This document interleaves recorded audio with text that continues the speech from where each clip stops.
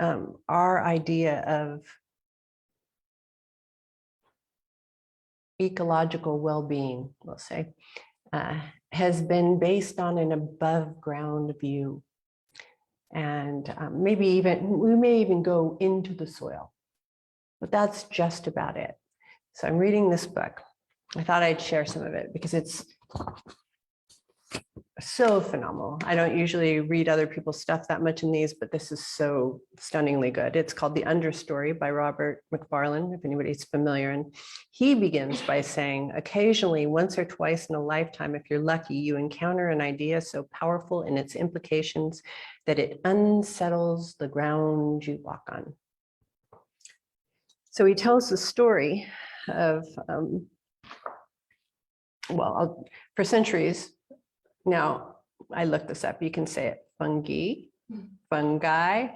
There's 3 ways you can say it. Usually it gives you the Italian version of how to say it. Fungi, fungi. Had generally been considered harmful to plants, parasites that cause disease and dysfunction. As Simgard began her research, however, it was increasingly thought that certain kinds of common fungi might exist in subtle mutualism with plants.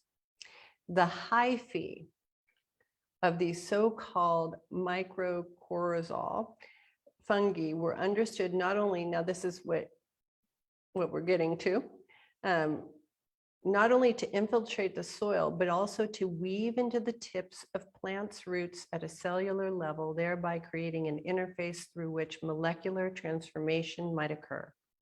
By means of this weaving, too, the roots of individual plants or trees were joined to one another by a magnificently intricate subterranean system.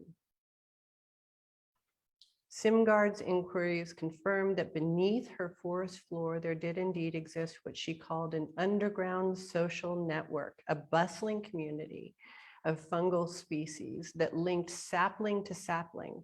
She also discovered the hyphae made connections between species, joining not only paper birch to paper birch and Douglas fir to Douglas fir, but also fir to birch and beyond, forming a non-hierarchical network between numerous kinds of plants.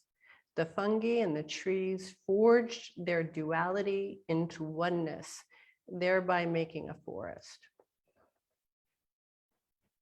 How incredible is that? So what she discovered is that the fungi have these nearly imperceptible threads that each one carries, births, breathes. And the sole purpose of these threads are to unite all life forms beneath the surface of the earth. That, to me, is Eros. That's what it's aimed to do, is to take this separation that exists in between and to make it a form of connection rather than separation. And to have this capacity.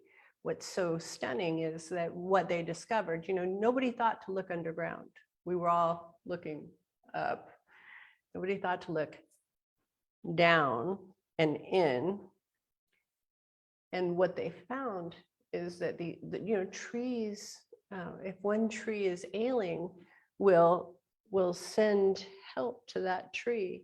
But what they discovered beyond this, when they really got into the fungus reality, is that not only did they heal each other, but they healed other trees.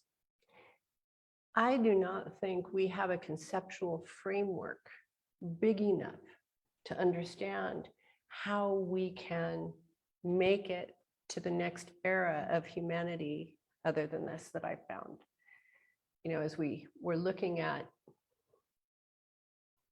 so much divisiveness and so many competing ideas, and this is where we're staying.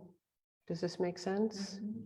As we stay here, ideas compete, but this doesn't.